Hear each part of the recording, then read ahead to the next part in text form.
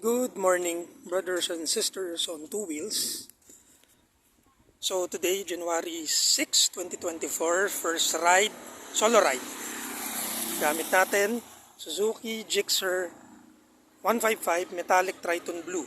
And nasan ako? Doña Remedios, Trinidad, Bulacan.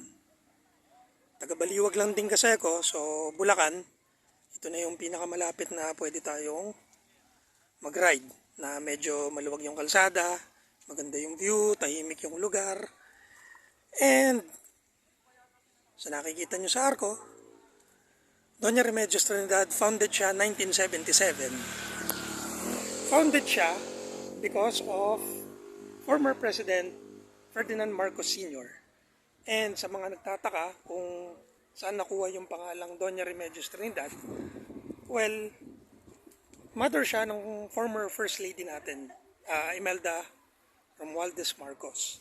So, Doña Remedios Trinidad. So, yes, yung lola ni current president natin, si Ferdinand Marcos Jr., is a Bulaqueña. Taga Bulacan sila. So, yun yung reason kaya ibinigay yung name na to, na Doña Remedios Trinidad, dito sa DRT. As most riders know, and most ng mga nagta-travel din, yun yung alam nila. And yung mga barangay dito, at I think 7 barangays to. Some of it, barangay siya dati ng Norsagaray, yung iba sa kanila, barangay ng San Miguel, Bulacan, and yung iba, barangay siya ng San Ildefonso. So may mga former barangay ng mga Bulacan towns na yon na ipinasok sa loob ng DRT.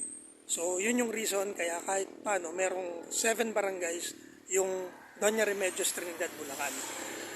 So, may iba pa bang pwedeng pag-ridean dito? Well, hindi ko pa napupuntahan naman yung iba. Pero, sa mga next videos ko, siguro puntahan ko yung ibang lugar, yung mga famous places dito sa DRT para at least kahit paano, yung mga gustong mag-visit ng DRT, meron na silang parang background kagad kung saan sila pupunta, kung ano yung pwedeng puntahan, kung saan pwedeng kumain, and yan ang gamit natin. Suzuki Gixxer 155.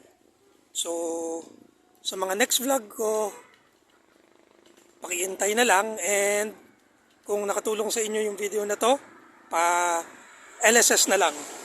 Like, share, and subscribe. So, until the next video, so always remember mga ka-rider, defensive riding, yan ang foundation ng safe and responsible riding natin. So, have a safe trip everybody, and have a wonderful day.